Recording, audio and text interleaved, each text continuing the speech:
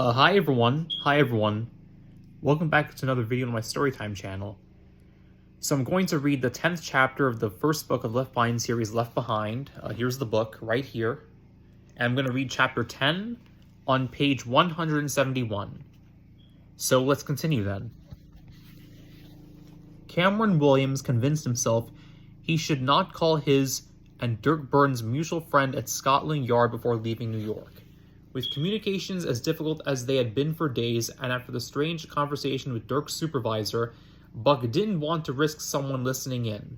The last thing he wanted was to compromise his Scotland Yard contact's integrity.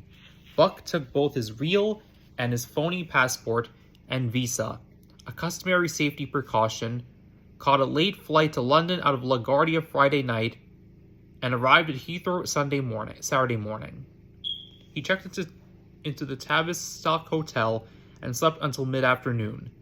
Then he set out to find out the truth about Dirk's death. He started by calling Scotland Yard and asking for his friend Alan Tompkins, a mid-level operative.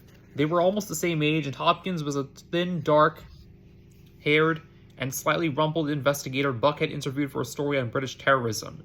They had taken to each other and even enjoyed an evening at a pub with Dirk.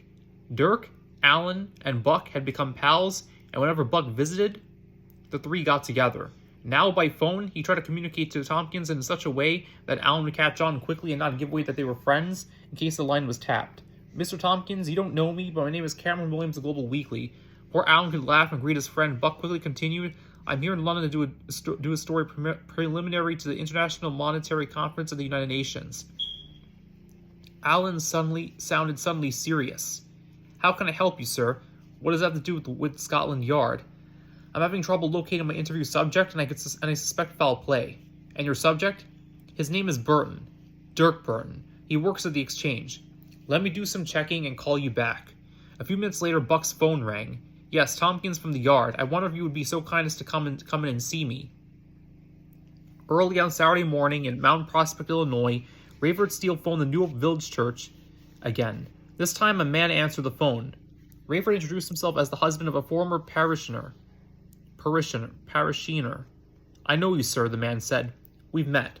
I'm Bruce Barnes, the visitation pastor." "Oh yes, hi. By former parishioner, I assume you're telling me that Irene is no longer with us?" "That's right, and our son, Ray Jr., wasn't it?" "Right. You also had an older daughter, did you not? A non-attender? Chloe. And she is here with me. I was wondering what you all make of this. How many people have disappeared? Are you still meeting? That kind of thing. I know you have a service on Sundays and that you're offering this tape. Well, you know just about everything then, Mr. Steele. Nearly every member and regular attendant of this church is gone. I am the only person on the staff who remains. I have asked a few women to help out in the office. I have no idea how many will show up on Sunday, but it would be a privilege to see you again. I'm very interested in that tape. I'd be happy to just give you one in advance. It's what I will be discussing Sunday morning. I don't know how to ask this, Mr. Barnes. Bruce. You'll be teaching or preaching or what?" "Discussing. I'll be playing the tape for any who have not heard it, and then we will discuss it." "But you? I mean, how do you account for the fact that you are still here? Mr. Steele, there is only one explanation for that, and I would prefer to discuss it with you in person. If I know when you might come by for the tape, I'll be sure to be here." Rayford told him he and perhaps Chloe would come by that afternoon. Alan Tompkins waited just inside the vestibule at Scotland Yard. When Buck arrived, Alan formally shook his hand and led him to a run-down compact, which he drove quickly to a dark pub a few miles away. "Let's not talk till we get there," Alan said, continually checking his mirrors. "I need to concentrate." Buck had never seen his friend so agitated and, yes, scared. The pair took pints of dark ale to a booth in a secluded corner, but Alan never touched his. Buck, who hadn't eaten since the flight, switched his empty mug for Alan's full one and downed it too. When the waitress came for the mugs, Buck ordered the sandwich. Alan declined, and Buck, knowing his limit, ordered the soda. "I know this will be like pouring petrol on a flame," Alan began, "but I need to tell you this is a nasty business and that you want to stay as far away from it as you can." "Darn right you're fanning my flame," Buck said. "What's going on?" "Well, they say it's suicide, but you and I both know that's nonsense. What's the evidence? Have you been to the scene?" "I have. Shot through the temple, gun in his hand. No note." "Anything missing?" "Didn't appear to be, but Cameron, you know what this is about." I don't. Come, man. Dirk was a conspiracy theorist, always sniffing around Todd Cothran's involvement with international money men, his role in the Three Currency Conference, even association with your Stonegal chap. Alan, there are books about this stuff. People make a hobby of ascribing all manner of evil to the Trilateral Commission, the Illuminati, even the Freemasons, for goodness sake. Dirk thought Todd Cothran and Stonegal were part of something he called the Council of Ten, or the Council of Wise Men. So what? It's harmless. But when you have an employee, admittedly several levels removed from the head of the exchange, trying to connect his boss to conspiracy theories, he has a problem. Buck sighed. So he gets called on the carpet, maybe he gets fired. But tell me how he gets dead or pushed to suicide. I'm going to tell you something, Cameron, Alan said. I know he was murdered. Well, I'm pretty sure he was too, because I think he'd have a clue if he was I'd have a clue if he was suicidal. I'm trying to pin it on his remorse over losing people in the greatest appearance, but it won't wash. He didn't lose anybody's close as far as I know. But you know he was murdered? Pretty strong words for an investigator. I know because I knew him, not because I'm an investigator. That won't hold up, Buck said. I can also say I knew him and that he couldn't have committed suicide, but I'm prejudiced. Cameron, this is so simple it would be a cliché if Dirk wasn't our friend. What did we always kid him about? Lots of things. Why? We kid him about being such a klutz. Yeah, so? If he was with us right now, where would he be sitting? It's really don't know Buck what Alan is driving at. He would be sitting to one of our lefts, and he was such a klutz because he was left-handed. He was shot through the right temple, the so-called suicide weapon was found in his right hand. So what did your boss say when you told him that he was left-handed? This had to be a murder. You're the first person I've told. Alan, what are you saying? I'm saying I love my family. My parents are still living, and I have an older brother and sister. I have a former wife I'm still fond of. I wouldn't mind snuffing her myself, but I certainly wouldn't want anyone else harming her. What are you afraid of? I'm afraid of whoever was behind Dirk's murder, of course. But you have all of Scotland Yard behind you, man. You call yourself a law enforcement officer, and now you're going to let this slide? Yes, and that's just what you're going to do. I am not. I wouldn't be able to live with myself. Do something like about this, and you won't be alive at all. Buck waved the barmaid over and asked for chips. She brought him a heaping greasy mass. It was just what he wanted. The ale had worked on him, and a sandwich had not been enough to counteract it. He felt lightheaded, and he was afraid he might not be hungry again for a long time. I'm listening, he whispered. What are you trying to tell me? Who's gone to you? If you believe me, you won't like it. I have no reason to believe you, and I already don't like it. I have no reason not to believe you, and I already don't like it. Now spill. Dirk's death was ruled as a suicide, and that was that. Scene cleared, body cremated. I asked about an autopsy, was laughed off. My superior officer, Captain Sullivan, asked what I thought an autopsy would show. I told him abrasions, scrapes, signs of a struggle. He asked if I thought it made sense that a bloke would wrestle with himself before shooting himself. I kept the personal knowledge to myself. Why? I smelled something. What if I put a story in an international magazine that pointed out these discrepancies? Something would have to happen. I have been told to tell you to go home and forget you ever heard about the suicide. Buck squinted in disbelief. Nobody knew I was coming. I think that's true, but somebody assumed you might show up. I wasn't surprised you came.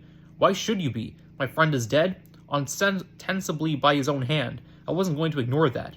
You're going to ignore it now. You think I'm going to turn coward just because you did? Cameron, you know me better than that. I wonder if I know you at all. I thought we were kindred spirits. We were justice freaks, Alan, seekers of truth. I'm a journalist, you're an investigator. We're skeptics.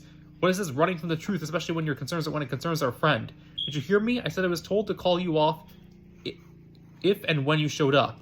Then why did you let me come to the yard? I had been in trouble if I had tipped you off. With whom? I thought you never ask. I was visited by what you in America call a goon. A heavy? Precisely. He threatened you? He did. You said if I didn't want to have what had happened to my friend to happen to me or to my family, I would do as he said. I was afraid he was the same guy who had murdered Dirk, and he probably was. So why didn't you report the threat? I was going to. I started by trying to handle it myself. I told him that he didn't have to worry about me. The next day I went to the exchange and asked for a meeting with Mr. Todd Cothran, the big man himself, in the flesh. I don't have an appointment, of course, but I assist his Scotland Yard business and allows me in. His very office is intimidating. All mahogany and dark green draperies. Well, I get right down to business. I tell him, sir, I believe you had an employee murdered. And just as calm as you like, he says, tell you what, Governor. Which is a term Cockneys use on each other, not something people of a station usually call people of mine. Anyway, he says, tell you what, Governor, the next time somebody visits your flat at 10 o'clock at night, as a certain gentleman did last night, greet him for me, won't you? What did you say? What could I say? I would jump to silence. I just looked at him and nodded. And let me tell you something else, he says. Tell your friend Williams to keep out of this. I say Williams? Like, I don't know who he's talking about. He ignores that because, of course, he knows better. Somebody listened to Dirk's voicemail. No question. And he says if he needs convincing, just tell him I'm as partial as he is to Dad and Jeff. That your brother? Buck nodded. So you caved. What was I supposed to do? I tried playing Mr. Brave Boy. I said, I could be wired. I could be recording this conversation. Cool as can be. He said metal detector would have picked it up. I've got a good memory. I'll expose you, I told him. You said at your own risk, Governor. Who's going to believe you over me? Marianne wouldn't even believe you, of course. She might not be healthy enough to understand. Marianne? My sister. That's not the half of it. As if he needs to drive the point home, he called my captain on his speakerphone. He said to him, Sullivan, if one of your men was to come to my office and harass me about anything, what should I do? And Sullivan, one of my idols, sounded like a little baby. He said, Mr. Todd Cawthron, sir, you do whatever you need to do. And Todd Cawthron said, what if I was to kill him where he sits? And Sullivan said, sir, I'm sure it would be justifiable homicide. Now get this. Todd Cawthron said, right over the phone to Scotland Yard, where you know they tape every incoming call, and Todd Cawthron knows it just as well. What if his name happened to be Alan Tompkins? Just like that, plain as day. And Sullivan said I'd come over there and dispose of the body myself. Well, I got the picture, so you have no one to turn to, nobody I can think of. I'm supposed to just turn tail and run. Alan nodded. I have to report back to Todd Cawthron that I've delivered the message. He'll expect you to be on the next plane out. And if I'm not, no guarantees, but I wouldn't push it. Buck shoved the plates aside and pushed his chair back. Alan, you don't know me well, but you have to know I'm not the type of guy who takes the stuff sitting down. That's what I was afraid of. I'm not either, but where do I turn? What do I do? You think someone somewhere can be trusted? What can anyone do?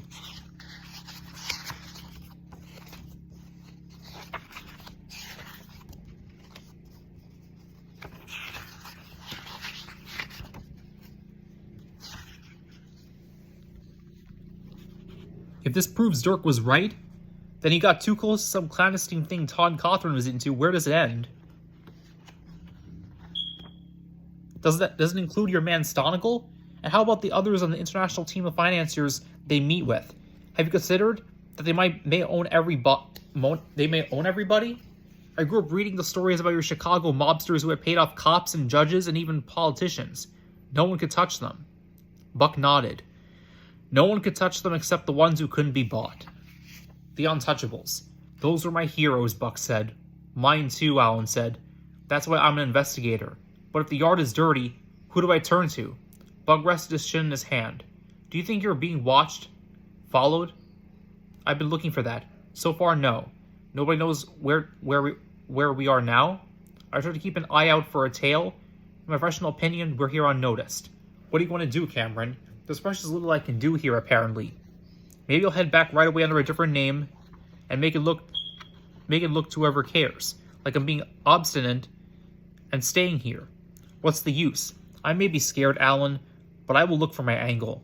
And somehow, I will find the person with the clout to help.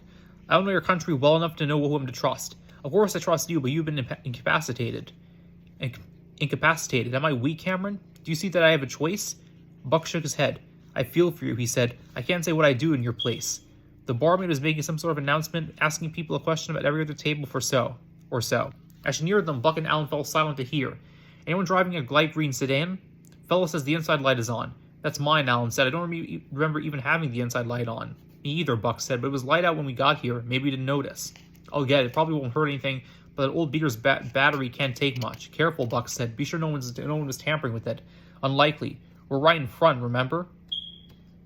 Buck leaned out of his chair and followed Alan with his eyes as the investigator strolled out. Sure enough, the car's inside light could be seen from inside the pub.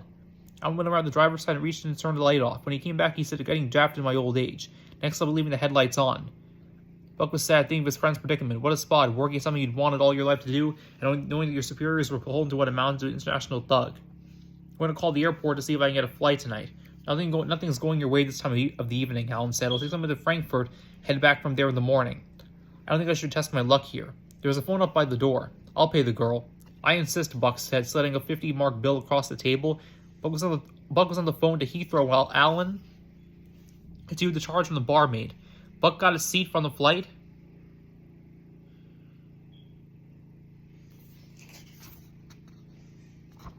Buck got a seat on the flight to Frankfurt 45 minutes later that would allow him to catch a Sunday morning flight to JFK. Okay, so that's chapter 10 of Left Behind, pages 171 to 184. Take care, everybody.